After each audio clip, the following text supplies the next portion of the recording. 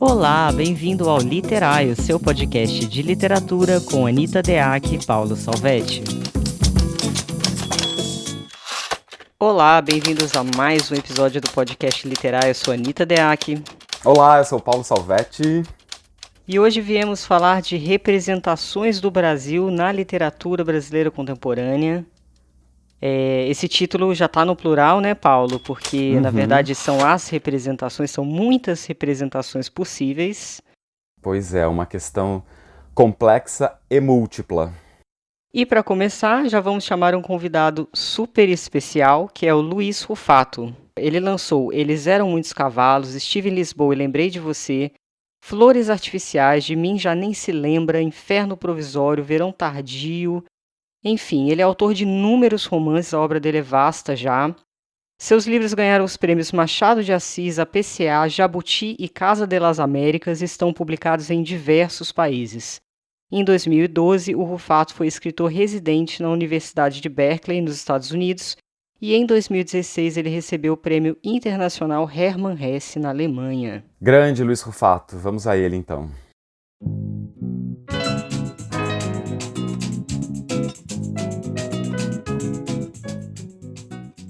Olá, meu nome é Luiz Rufato, eu sou escritor profissional há 17 anos, ou seja, há 17 anos eu vivo exclusivamente de literatura e estou aqui hoje para discutir um pouco a questão do que é literatura nacional, regional, se é que existe isso.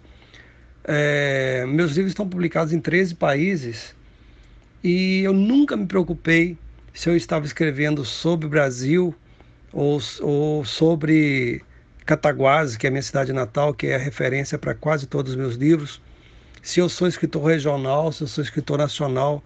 Realmente isso não cabe, não tenho a menor preocupação com isso, porque para mim fazer literatura, boa literatura, é você discutir uma questão que está muito para além disso. É a questão do homem diante dos seus desafios. Então, é claro que eu escrevo em português do Brasil, é claro que isso significa uma especificidade que não há como fugir a isso, quer dizer, a língua na qual você escreve, ela determina uma visão de mundo, né? Mas, ao mesmo tempo, eu tenho plena certeza de que isso não é um tolimento.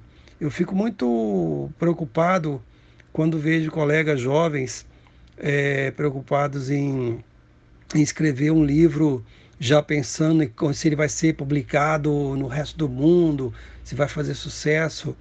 Essas questões são absolutamente banais e não fazem menor sentido quando você realmente está preocupado em fazer literatura de verdade. E o que eu chamo de fazer literatura de verdade?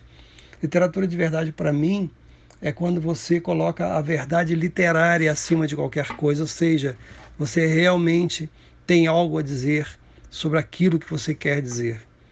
Então, essa questão de regionalismo é uma questão política, que, por exemplo, se alguém escreve um livro em Minas Gerais, ou no Ceará, ou no Pará, vão falar, isso é literatura regionalista. Quando alguém escreve literatura em São Paulo, no Rio de Janeiro, não é literatura regionalista. Ou seja, isso é uma estupidez imensa, porque é uma mera questão de quem manda naquele momento. Se quem mandasse fosse o Ceará, a literatura produzida no Rio e São Paulo seria regionalista. Então, assim, isso é algo que nunca passou pela minha cabeça me preocupar. Se eu estou escrevendo literatura regionalista, se a minha literatura não é regionalista, se é nacional, se não é nacional, realmente isso não faz parte do meu escopo de preocupações. O que me preocupa realmente, e antes de mais nada, é discutir a questão do ser humano diante dos desafios que lhe são apresentados. E esses desafios são viver num país extremamente desigual, viver num país racista, machista, homofóbico, classista, e fazer com que a minha literatura reflita sobre isso. Não como um discurso político, um discurso psicanalítico, um discurso sociológico, mas sim como um discurso literário. Porque para mim a literatura, o discurso literário, ele é tudo isso, mas não é absolutamente nenhum deles. O discurso literário abrange todos os outros discursos, mas não é nenhum deles em separado. E é isso que faz a beleza da literatura. A literatura tem esta capacidade de transcendência, né? E a transcendência se dá pela linguagem.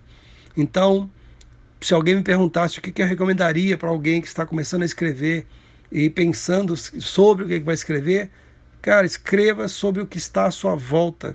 Escreva sobre o que você vê, que você sente. Escreva sobre aquilo que você pode dar algum tipo de contribuição para uma reflexão para os outros, para o outro, né? E isso se faz por meio de uma coisa muito simples que se chama empatia. No momento que você exercita a empatia, ou seja, naquele que você coloca-se no lugar do outro para ver o mundo, então você está fazendo boa literatura. Se essa boa literatura vai ser regionalista, nacionalista, internacionalista, isso não tem a menor importância. Isso não é uma discussão que seja necessária. O que importa realmente é que você faça o seu trabalho com a verdade, com honestidade e com uma capacidade de reflexão a respeito do seu tempo e das pessoas que vivem no seu tempo. Então é isso. Bem, o Luiz já começa soltando essa bomba maravilhosa e eu concordo plenamente quando ele diz que boa literatura discute o homem diante de seus desafios e a verdade literária está acima de qualquer coisa. Outra frase interessante, a transcendência se dá pela linguagem. E eu concordo bastante com ele nesse sentido, porque tem a ver com uma coisa que a gente falou no episódio passado, que é tome cuidado na abordagem de tema, de querer fazer uma totalização a respeito de um tema. Se não estiver bem ancorado nos dilemas humanos, você corre o risco de escrever apenas um panfleto, né? Eu acho que o Luiz Rufato já começa aí dando a tônica do que a gente pode discutir por aqui, porque acho que tem toda uma trajetória da literatura em língua portuguesa, que é uma trajetória que também se confunde com a trajetória do Brasil, na tentativa de definição do que é o ser nacional, do que é o ser brasileiro, e que se confunde com uma identidade forjada, né, pelos europeus, porque afinal de contas nós fomos uma colônia e isso é uma coisa determinante para a nossa história. E grande parte da nossa literatura, quer dizer, quando a nossa literatura surge enquanto uma literatura brasileira mesmo, ou seja, depois da independência do Brasil, né, quando o Brasil já é uma nação, a literatura ela é um caminho de construção dessa identidade, né? Então, grande parte da nossa literatura ela ficou ancorada nesse projeto de tentar definir uma nacionalidade, criar uma nacionalidade junto com outros projetos paralelos de criação dessa ideia, né, do que é ser o brasileiro, da importância e do exotismo de ser brasileiro. Só que a gente está afastado já faz um tempinho desse pressuposto de partida, né, Anitta?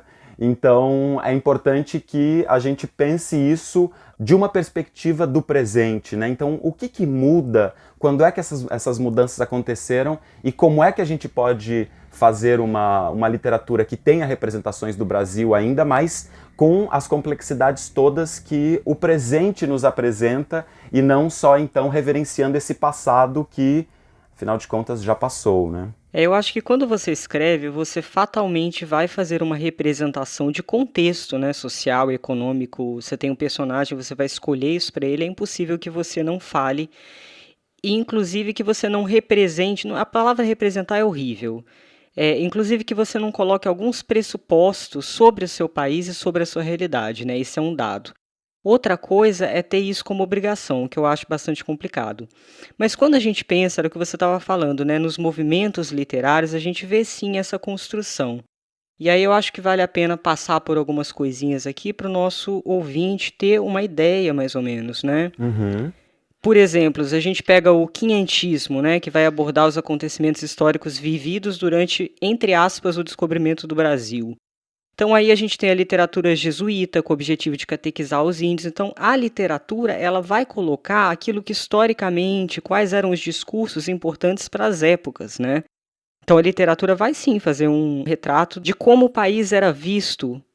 O movimento ele vai acompanhar e muitas vezes ele vai quebrar algumas coisas. Então depois tem, estou dando só alguns exemplos que a gente não vai poder falar de todos os movimentos literários aqui, né? Mas a gente tem o Barroco, que teve o apoio da Igreja Católica, por exemplo, aí tem Gregório de Matos, a poesia lírico-amorosa, a poesia sacro-religiosa. Então isso também fala da construção do imaginário e da base religiosa do Brasil, que ainda hoje é bastante forte. Vem o arcadismo, revolta contra a política, a sátira. O romantismo é um movimento que você até falou, já começou a falar, né, que pega esse nacional como pitoresco. Aí a gente tem algumas fases, né? Primeira fase, o índio como herói, a questão do nacionalismo, do patriotismo. A segunda fase eu acho mais interessante, que vai colocar o pessimismo, o individualismo. E tem a terceira fase, que também é bastante interessante, que vai trazer uma visão mais humana da mulher, por exemplo, com defeitos e qualidades, vai falar de abolicionismo, de erotismo, de política. Então, se a gente for pensar na literatura, ao mesmo tempo em que as grandes obras, né, eu acho que elas, como o Rufato disse, elas não são panfleto, elas não têm essa obrigatoriedade de serem documentais, digamos assim, apesar de algumas serem, inclusive, elas sim fazem uma espécie de retrato desse movimento do Brasil, desse pensar a identidade do Brasil ao longo dos anos. É isso que eu estava falando no começo, né? Quando a gente pensa nessa literatura aí colonial, né, que você colocou primeiro, é interessante a gente pensar que na literatura colonial ainda não tem exatamente uma visão que é a visão do Brasil sobre o Brasil, né? A gente tem uma visão do europeu sobre o Brasil. Então todos os parâmetros são internacionais, né? Por exemplo, se a gente pega lá, sei lá, desde os documentos de chegada, né? O primeiro documento que a gente tem escrito aqui no Brasil, em tese, que é a carta, né, do Per Vaz de Caminha.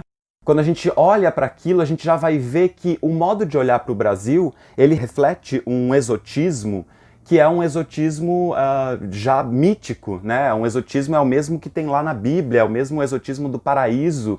E isso se repete aqui no Brasil por muito tempo, inclusive nesses momentos, como você estava contando aí, né, o barroco, o arcadismo, e no romantismo começa-se ali então a necessidade da criação de uma origem do Brasil por meio de novos mitos, mitos que são nossos, né, e o José de Alencar ali foi o nosso grande mestre nesse quesito, né.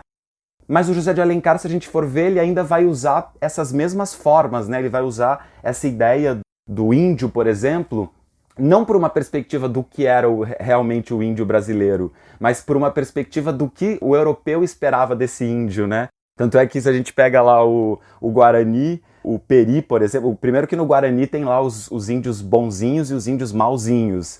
E o Peri, que é o índio super bonzinho, ele é um gentleman, ele é um maravilhoso. Ele é apaixonante, eu queria um índio daquele na minha vida.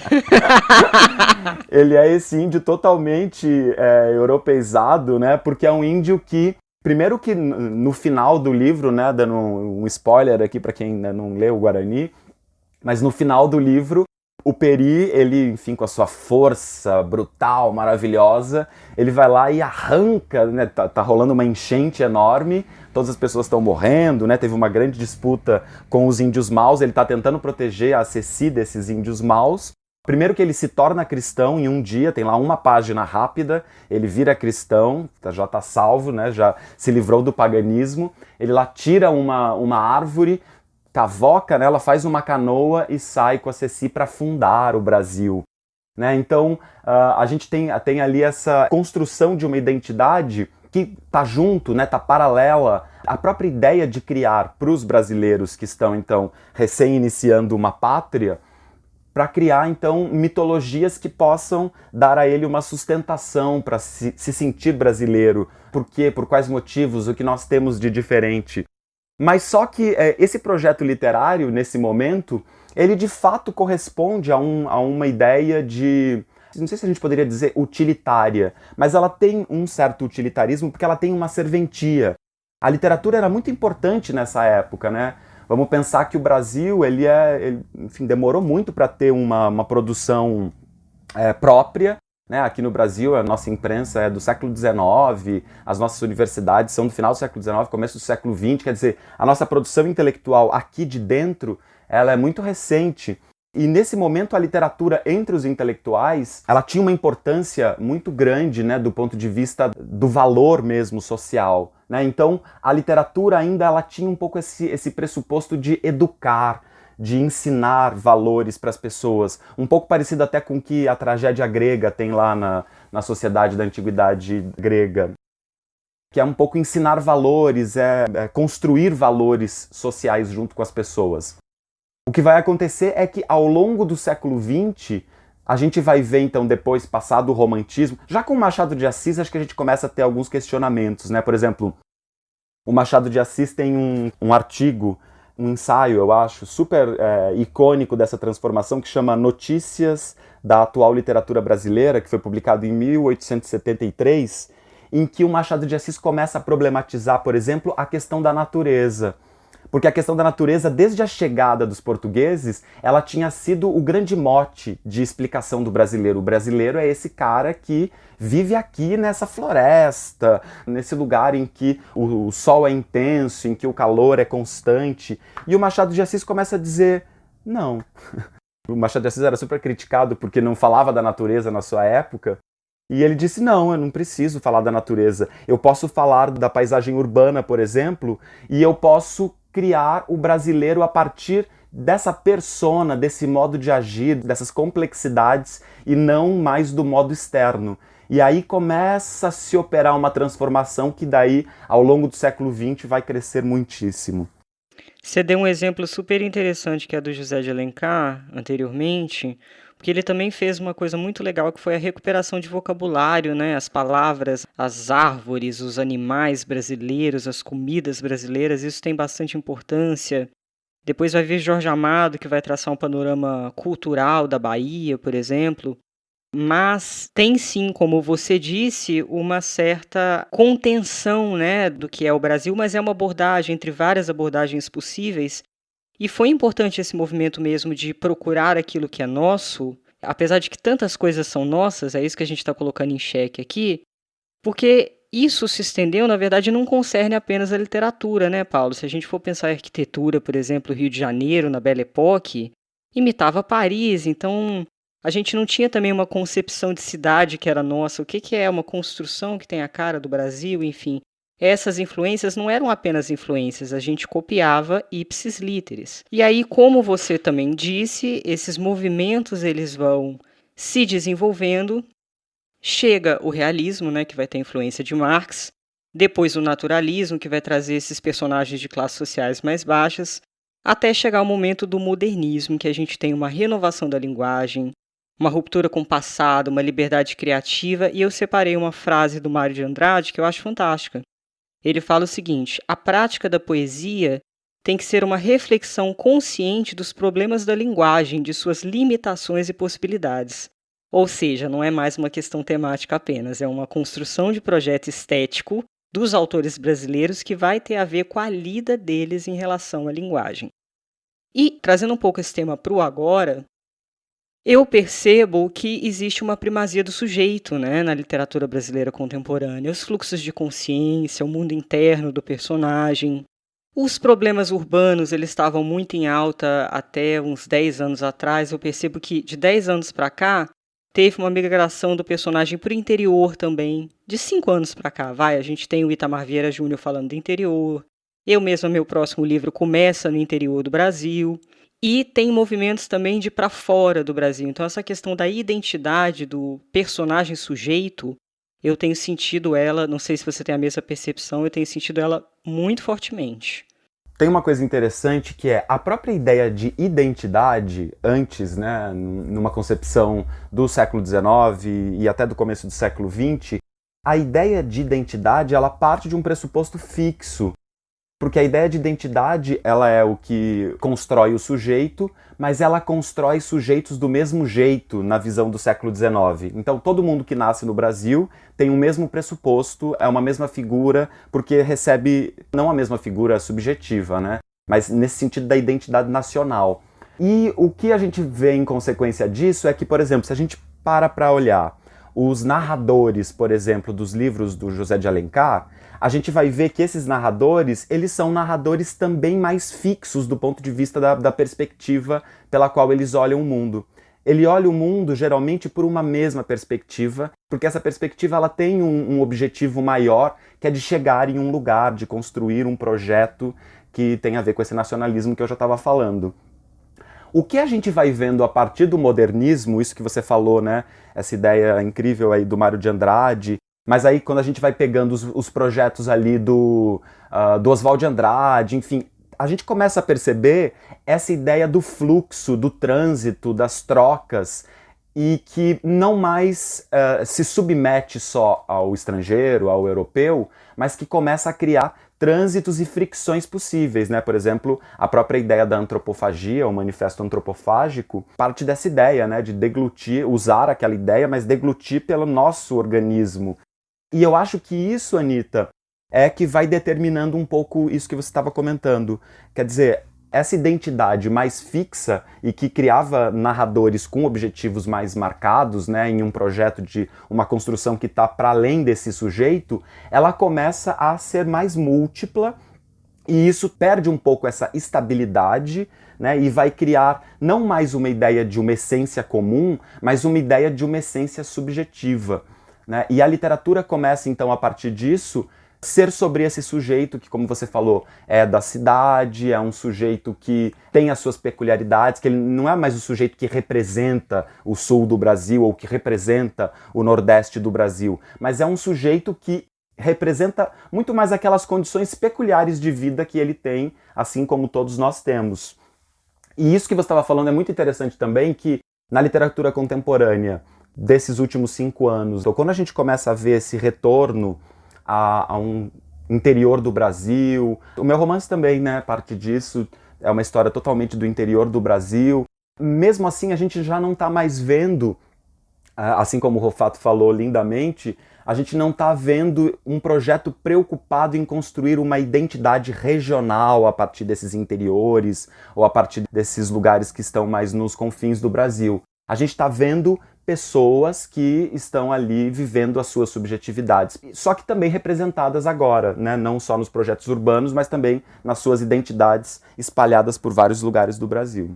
Vamos aproveitar a sua fala para chamar um mestre, um grande mestre, no nosso quadro querido, que fazia muito tempo que a gente não colocava aqui. Então, com vocês, Antônio Cândido.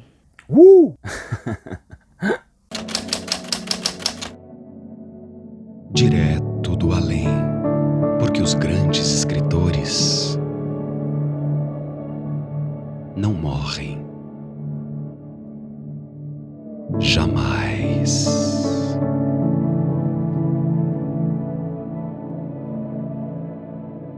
A literatura brasileira, hoje em dia, ela é muito mais geral do que ela era 50 anos atrás. Isso começou a se dar na década de 1930. Houve uma espécie de interregionalismo. A literatura regional de uma determinada área passou a ser aceita, reconhecida e estimada pelas outras áreas. Só quem viveu essa experiência pode sentir isto. Os senhores podem ir na minha palavra. Não tenho nenhuma testemunha presente para me ajudar nisso, porque não tem ninguém da minha idade aqui. Mas eu posso dizer aos senhores que eu vivi esse processo. Portanto, eu posso dizer. Quer dizer, o decênio de 1930, 32, 33, 34, eu vivia numa cidade do interior de Minas. Então a gente recebia os romances de Graciliano Ramos, de Jorge Amado, de Raquel de Queiroz, de Érico Veríssimo. Entende? E o Brasil ia chegando todo. Graças à difusão do livro e à nova indústria editorial, graças ao rádio, começaram as diferentes regiões do Brasil a se encontrar através da literatura, como através do rádio.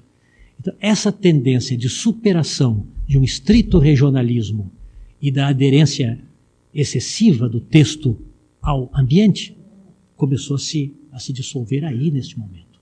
Quer dizer, o discurso literário passou a agir com muito mais folga, liberando-se daquela tradição romântica brasileira do literatura igual a capacidade literária mais nacionalismo. Se exprime através do pitoresco, do regionalismo, do patriotismo, etc. Foi aí que nós assistimos ao começo da superação que nós estamos vivendo agora daquilo que Viana Mogg chamou numa conferência famosa o arquipélago literário do Brasil. A conferência de Viana Mogg não é muito brilhante, mas a ideia é extraordinária. Ele dizia em 1942 que o Brasil não tinha propriamente uma literatura, porque o Brasil era um arquipélago cultural. O Brasil não era uma unidade cultural. E ele tinha tantas literaturas quanto as ilhas desse arquipélago. Ora, esse arquipélago justamente é que está sendo superado. Esse arquipélago está sendo superado, não só do ponto de vista demográfico, do ponto de vista político, mas também do ponto de vista literário. Se nós estamos vivendo no plano muito mais amplo da estética, vamos dizer assim, o fim da era romântica, se nós pensarmos no Brasil, nós estamos também vivendo o fim da nossa era romântica. Quer dizer, os nossos pressupostos românticos brasileiros estão também se transformando muito. Eles estão também. Eu não sei o que isso vai dar no futuro, ninguém pode saber. Eu hoje, quando leio os artigos do meu tempo, eu vejo que todas as previsões eram fatalmente erradas.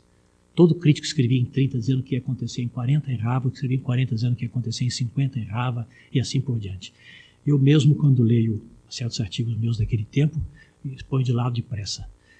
Então não quero fazer previsão nenhuma, eu não sei o que é, mas o fato é que no Brasil, no nosso tempo, nós vivemos um processo fundamental para a persistência da literatura, que é a superação da dicotomia documento-estética. Isso está superado no Brasil. Documento de um lado, estética de outro. Quer dizer, nós temos preocupação estética sem esteticismo, nós temos preocupação da realidade sem documentarismo. Então, realmente, as obras brasileiras desse momento são obras boas ou más, não importa, não quero fazer nenhum julgamento de valor. As obras brasileiras desse momento são obras que já demonstram isso nitidamente. Antônio Cândido, maravilhoso, nosso grande mestre.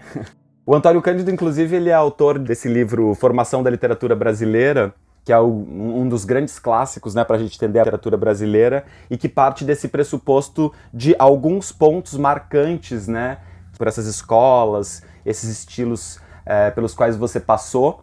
E depois o Antônio Cândido ele acaba desenvolvendo uma ideia que é um pouco do que ele está tratando aqui nesse momento, que eu acho também muito interessante, e ela acabou que não é uma ideia muito reverberada aqui no Brasil, mas de que o nosso romantismo ele durou muito mais do que aquele período do romantismo. Nessa ideia do Antônio Cândido, o romantismo está acabando nesse momento que ele está falando. Essa palestra aí que a gente colocou esse trechinho, ela aconteceu em 88.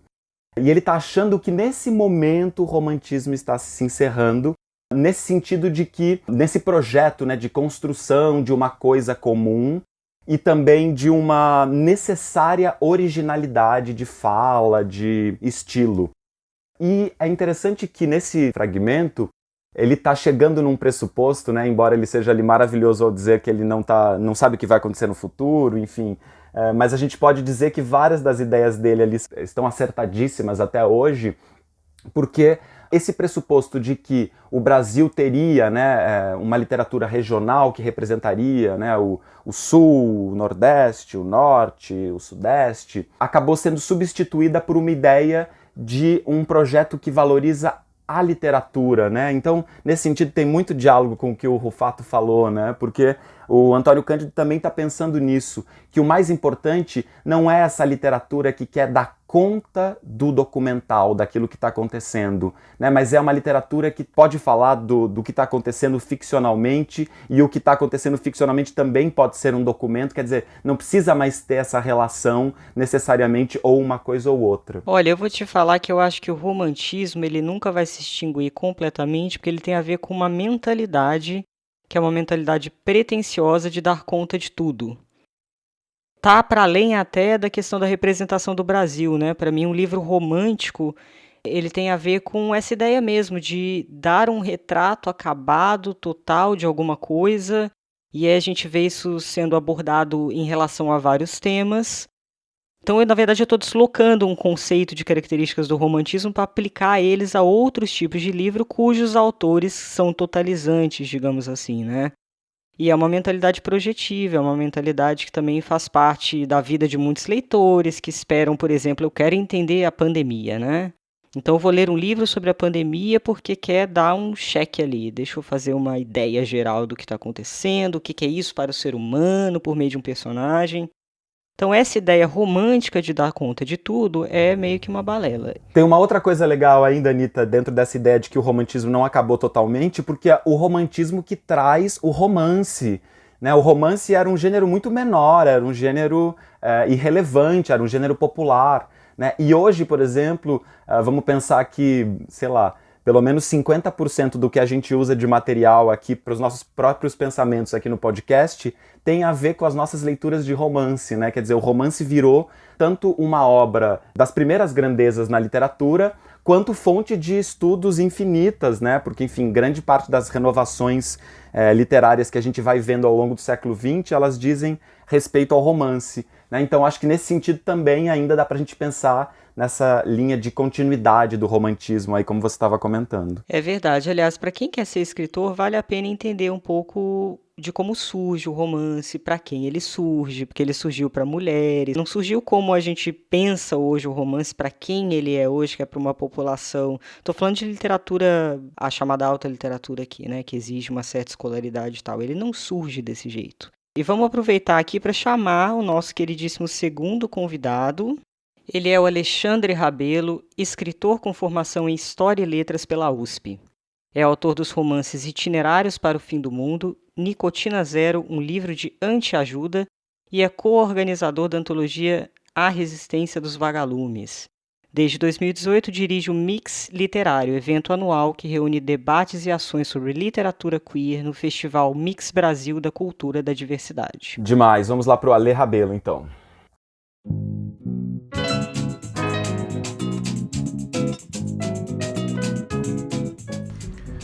Queridos Paulo e Anitta, muito obrigado pelo convite para participar do Literai.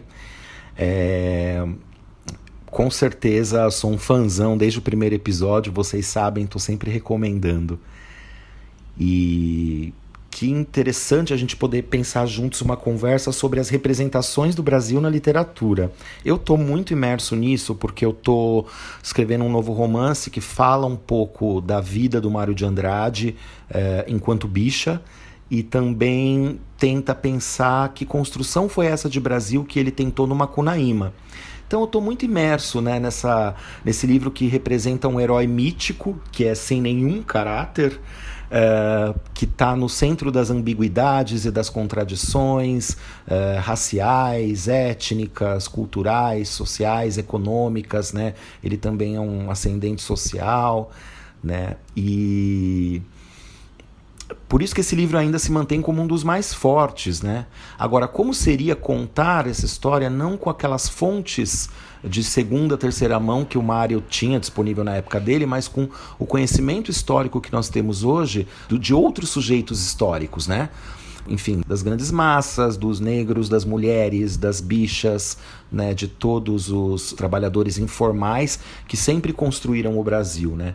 Por isso que eu acho que as representações mais interessantes que nós temos são aquelas que mostram o brasileiro em trânsito. Aí a gente já pode até começar a falar do Grande Sertão Veredas, né? Olha, no próprio título a gente já vê que são as veredas que vão tentar dar uma imagem dessa totalidade brasileira pra gente, né?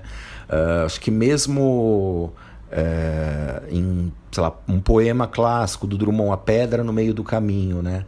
Esse é o grande drama, né? Você ter a pedra no meio do caminho. O brasileiro é o ser em trânsito. Embora durante o romantismo houvesse uma tentativa de representar etnicamente o brasileiro pelos povos originários, né? Como nos livros de José de Alencar. Isso é muito importante, principalmente hoje em dia nós temos uma literatura indígena que é a própria voz do Brasil, né? Uma literatura negra, uma literatura lésbica, uma literatura bicha, uma literatura, né? Uma literatura de periferia que não é só para a periferia, que consegue falar também sobre o todo a partir dessa perspectiva periférica e marginal, né? Eu acho que essa está sendo um pouco a tendência. Eu me inspiro bastante na obra de algumas mulheres e homens super sensíveis, como o Itamar Vieira. Eu acho que ele nos dá uma imagem de Brasil, apesar dentro dessa localidade que ele funda, né? E muitas mulheres como ele, eu acho que a Débora Dornelas, a Nara Vidal, né, a Ana Maria Gonçalves, mostram essas sagas de mulheres que mostram uma imagem completa do Brasil. Então, nós estamos um pouco nesse movimento, né? O que as bichas, as mulheres, os pretos, nós temos a dizer sobre a totalidade do Brasil e não só sobre as nossas comunidades, né?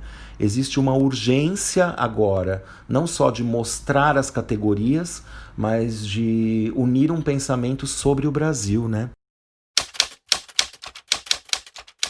Eu gostei muito da fala do Alê. Bem, primeiríssimo, muito obrigada por ouvir o Literai, né? A gente fica muito feliz tendo tantos autores, além de pessoas que querem escrever, autores que nos ouvem, né? Uma super honra pra gente. E o Alê falou uma coisa muito legal sobre, ele diz assim, as representações mais interessantes mostram o brasileiro em trânsito. Então aqui ele já coloca essa ideia que é bem diferente da rigidez de tentar definir alguma coisa, né? Na verdade, o movimento da literatura seria falar sobre esse trânsito, digamos assim. Também fiquei já super curioso para conhecer esse livro novo aí, que vai trabalhar com essa perspectiva do Mário de Andrade enquanto bicha, né?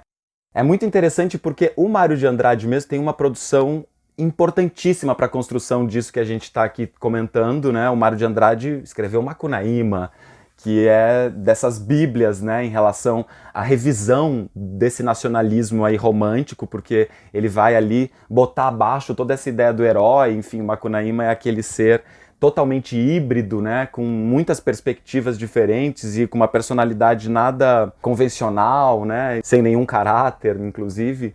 Só que o Mário de Andrade também passou por essa questão que ele era um homem bicha, como o Ale está dizendo, e isso também tem uma questão ali que no contexto do que ele viveu ficou sempre meio encasulada, né? Então é interessante que provavelmente quando o Alexandre está escrevendo sobre isso, ele está de certo modo também revisitando essa mesma perspectiva, né, que o Mário teve de investigar o Brasil, de investigar as brasilidades, as nacionalidades, mas observando como é que um cara que estava pensando tão intensamente isso estava ainda assim vivendo dentro desses padrões que de algum modo o enclausuravam, né? Porque, enfim, ser gay, homossexual neste momento a gente sabe que é muito diferente de ser hoje, né? Se hoje a gente já tem aí 1000 questões, imagina como era na época do Mário de Andrade, né?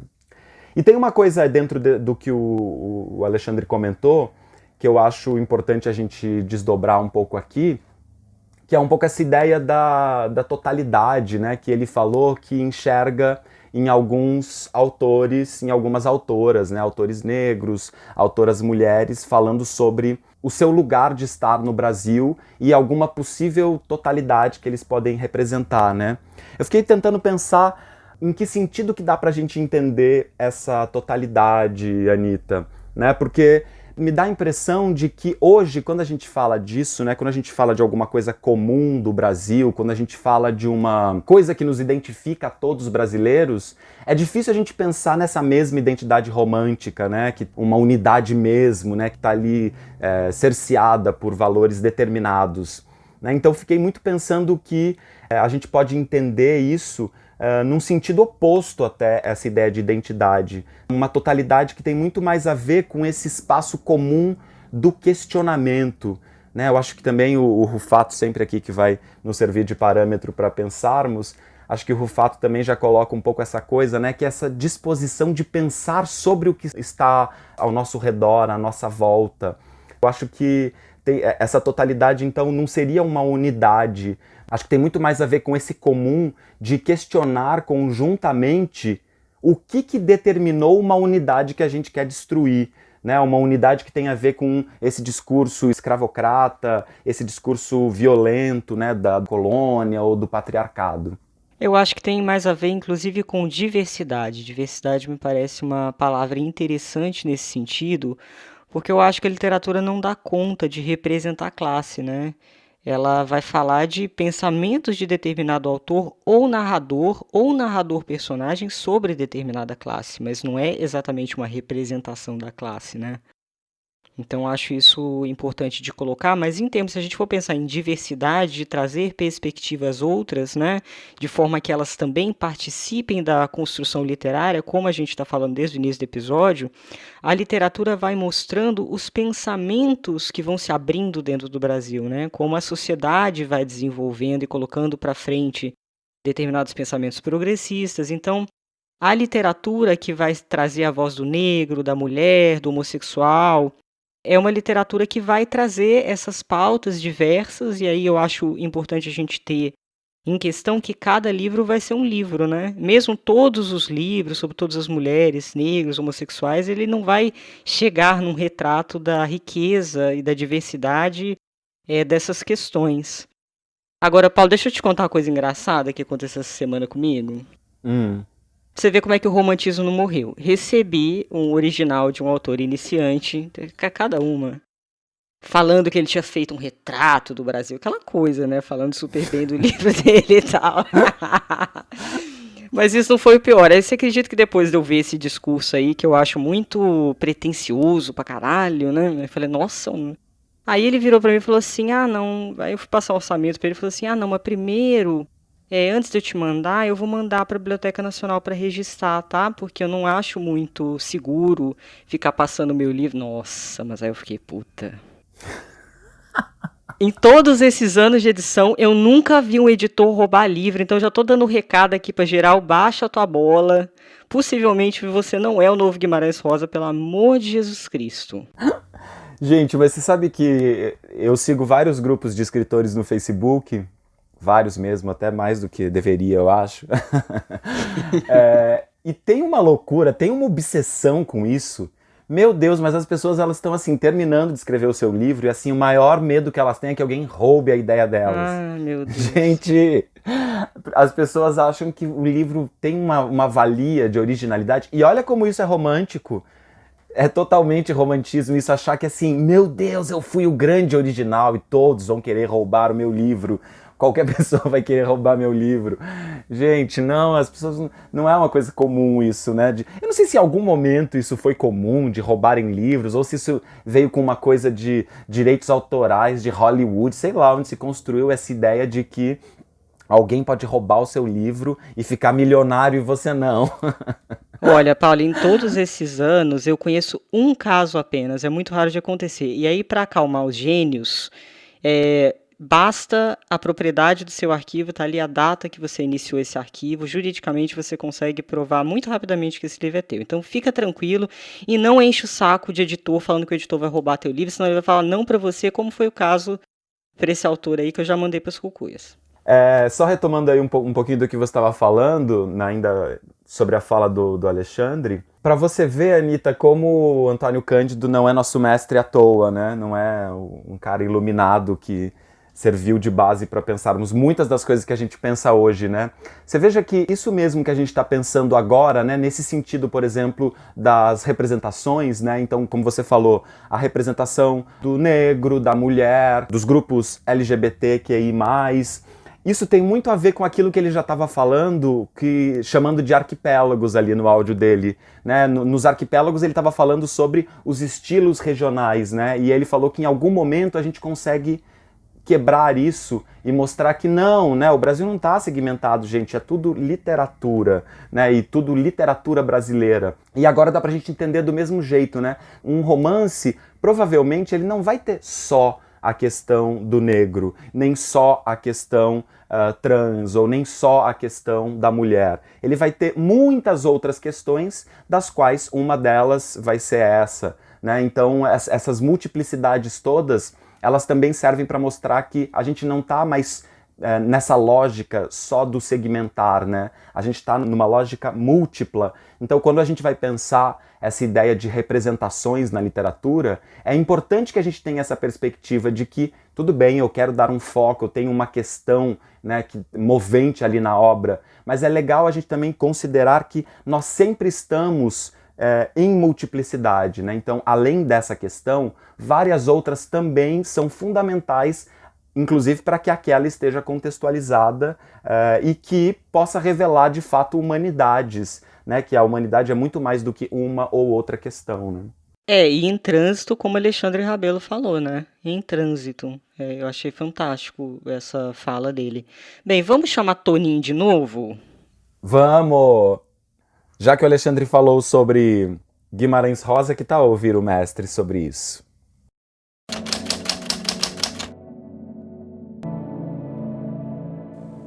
O fenômeno Guimarães Rosa é que põe termo a esse longo processo secular que vinha do romantismo. Guimarães Rosa faz romance regional sem ser regional. Porque nesse romance regional, o importante, existe o pitoresco, muito. Existe até infusamente alguma posição crítica, mas o importante é a própria construção literária e a mensagem de tipo universal que o livro possa ter. Quer dizer, ele trata daqueles sertanejos do norte de Minas como se pode tratar um cidadão de Londres ou um camponês da Alemanha. São os problemas humanos na escala da região. Então não é mais regionalismo. Por isso eu propus que se usasse a expressão superregionalismo, no sentido de superrealismo ou surrealismo. Não transregionalismo, mas realmente superregionalismo. É um regionalismo que deixa de o ser e se torna algo muito mais amplo. Então os senhores veem que aí nós estamos saindo daquela premissa romântica brasileira. Nós estamos saindo daquele postulado segundo o qual o nacional é o pitoresco através do regional e que a grandeza literária se faz pela referência. Não. Agora a referência é um elemento da grandeza literária que se faz pela própria construção do discurso. Quer dizer, o discurso tem uma validade em si maior, se for o caso, do que a referência. Bom, vamos retomar o nosso queridinho Grande Sertão Veredas, usando artifícios para a gente poder falar sempre cada vez mais desse livro que é tão maravilhoso. Mas olha a importância disso, né, quando na fala do Antônio Cândido, olha a importância desse livro.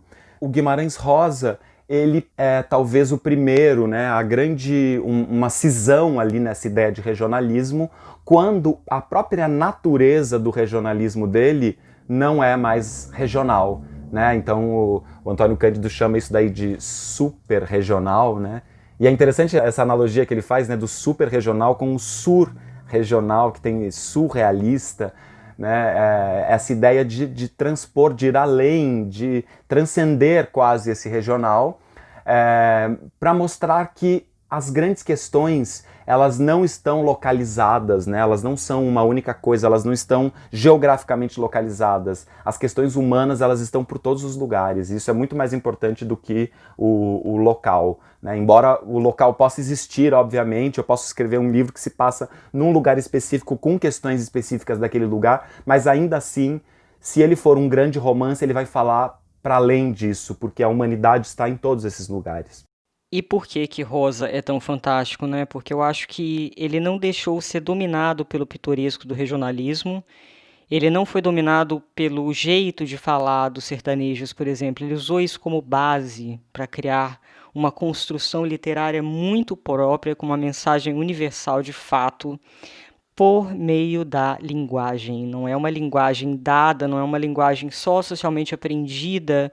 É porque ele fez lá a viagem, né, conversou com os sertanejos, mas ele pegou aquilo ali e ele foi alterando as construções sintáticas de forma a chegar num projeto estético que o Antônio Cândido chama de super regionalismo. Eu sempre chamei de trans, ainda estou acostumada, sempre falo transregionalismo, né? Mas sim, superregionalismo, se Antônio Cândido renomeou o conceito, quem sou eu, né, para continuar usando transregionalismo? Então tá bom, é superregionalismo.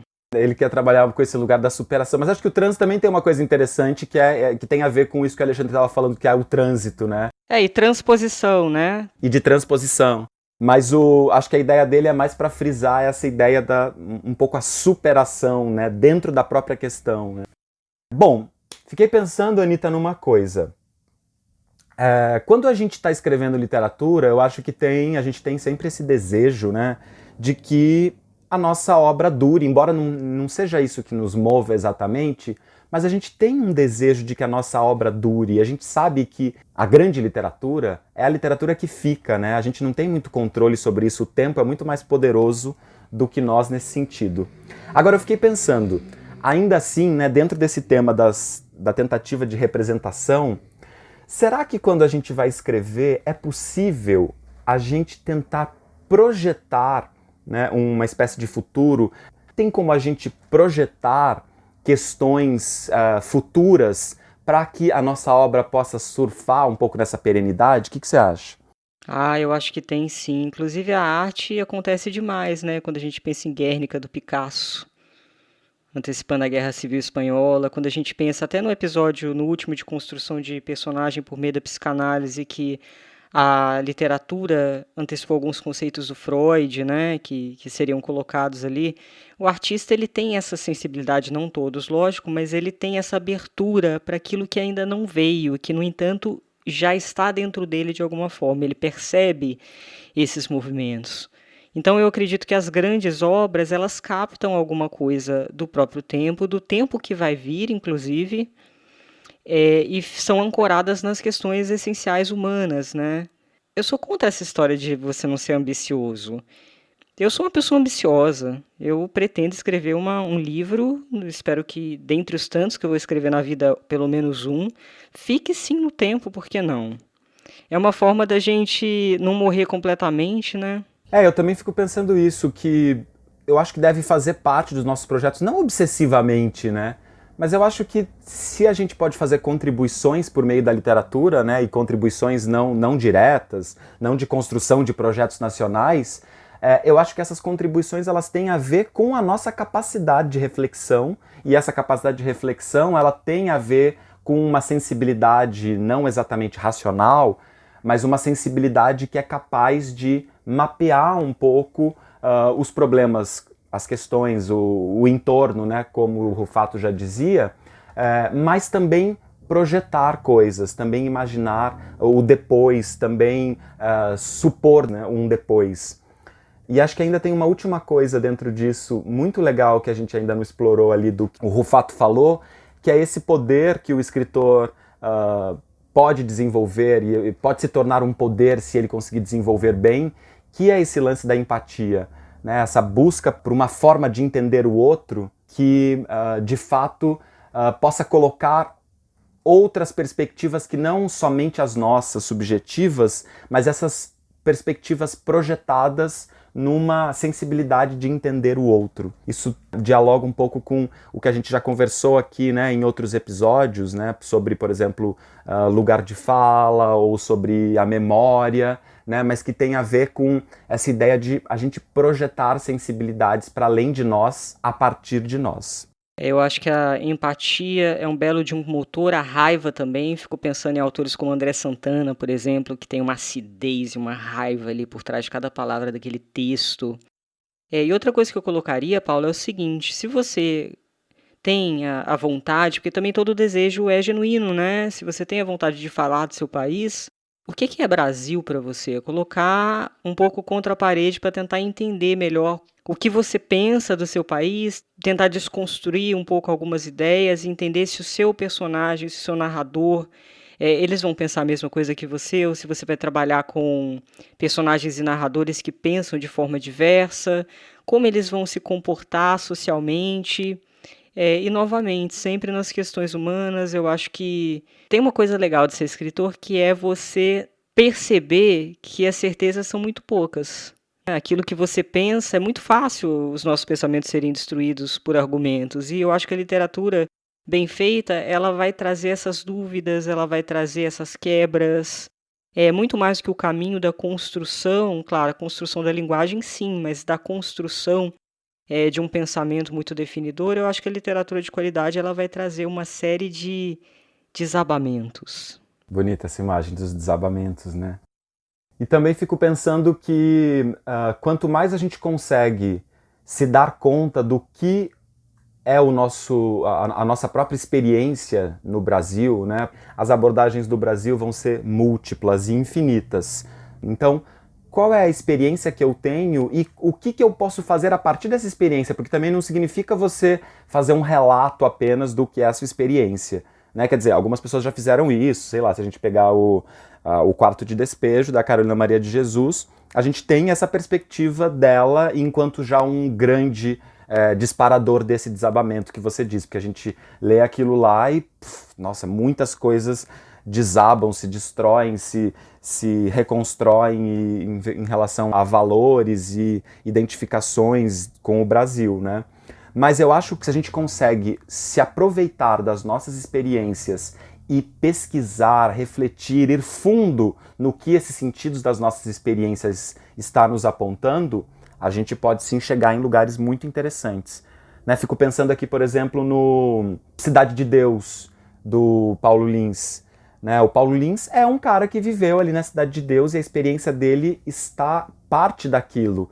Mas não é só um relato daquilo, né? É uma problematização muito afiada do que é aquela realidade. Né? Ou então, por exemplo, o livro do Ferrez, que é o Capão Pecado, né, que é sobre o Capão Redondo, também é isso, parte dessa experiência é um pouco um relato que a gente sabe, né, que tem a ver com a experiência dele com aquele espaço, mas transcende aquele espaço nesse lugar afiado de construir em forma de pensamento, né, e pensamento literário, né, não pensamento político ou sociológico só, né, mas literário.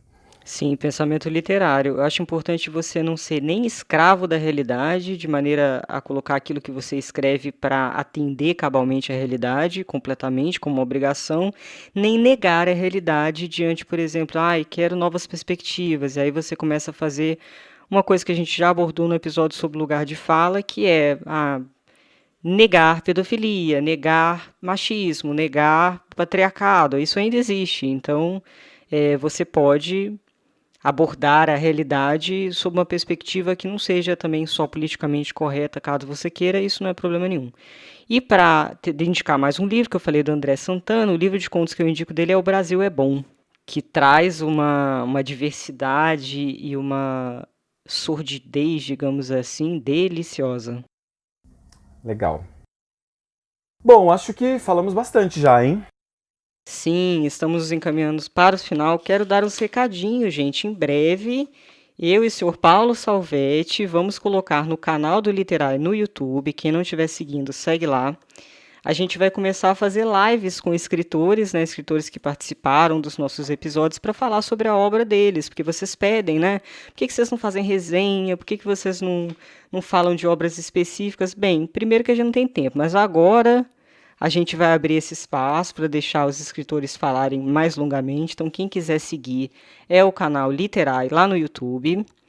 E eu também queria contar que eu vou lançar o meu canal, que vai ser o canal da Anita Deac, que vai linkar também algumas dessas entrevistas. Eu vou trazer todas as terças e quintas, ou seja, amanhã já vai ter conteúdo lá.